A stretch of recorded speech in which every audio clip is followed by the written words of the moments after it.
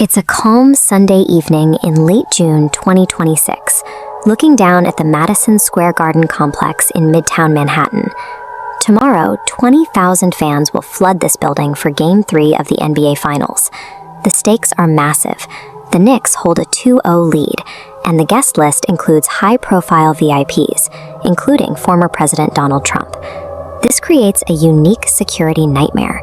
The hyper-secured arena sits directly on top of Penn Station, the busiest public rail hub in the country, where thousands of people move through open concourses every hour without screening.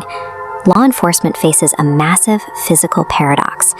No matter how many metal detectors you place at the arena entrances, the floor beneath the venue remains entirely open to the public. At 7 p.m. on Sunday, that exact vulnerability is violently exploited. Henry Obadiah, a 60-year-old accountant, is making his way toward the NJ transit boarding area. He suddenly notices two people scuffling nearby. Before he can move away, one of the men locks eyes with him and delivers a sudden roundhouse strike to his face. Obadiah assumes he was just sucker punched until he uses his phone to check his reflection. The dark glass reveals a terrifying, massive gash across his face, where he's been slashed by a knife. As paramedics arrive to treat him, the panic instantly spreads. Amtrak police sprint past the triage area, shouting that the suspect is still loose and attacking others deeper in the station. This brutal attack succeeded by exploiting the one thing security cannot fully account for: the utter randomness of a public space shared by tens of thousands of busy commuters. The attacker, 51-year-old Hector Deleon, is a homeless man who began a stabbing rampage through the New Jersey transit waiting area. 6 people are injured in the chaos. First responders rush the victims to Bellevue Hospital, including one man in his 20s suffering from a serious, gushing head wound.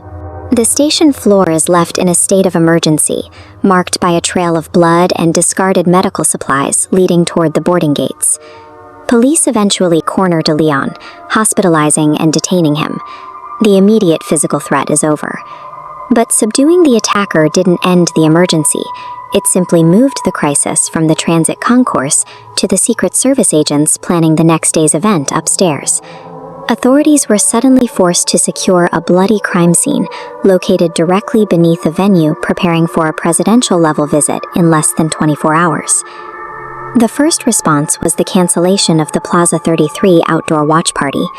Secret Service officials concluded that 20,000 unscreened fans sitting right next to the arena presented an unmanageable risk to the former president, especially following a random attack in the basement.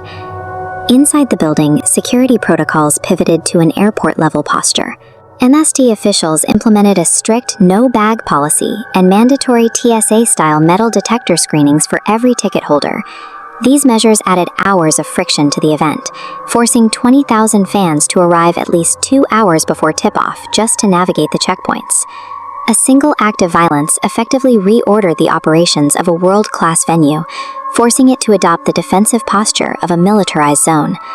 By Monday night, there were 2 distinct New Yorks. Upstairs, a celebratory, hyper-secured sporting event broadcast to the world, and downstairs, a public transit hub still cleaning up blood from the night before. Henry Obadiah's frustration mirrors a growing public sentiment. After the attack, he argued that the city's current climate prioritizes the rights of the attackers over the safety of the victims. This anger has intensified the political pressure on Mayor Zohran Mamdani, whose administration is facing criticism for its response to transit crime. The data supports the fear.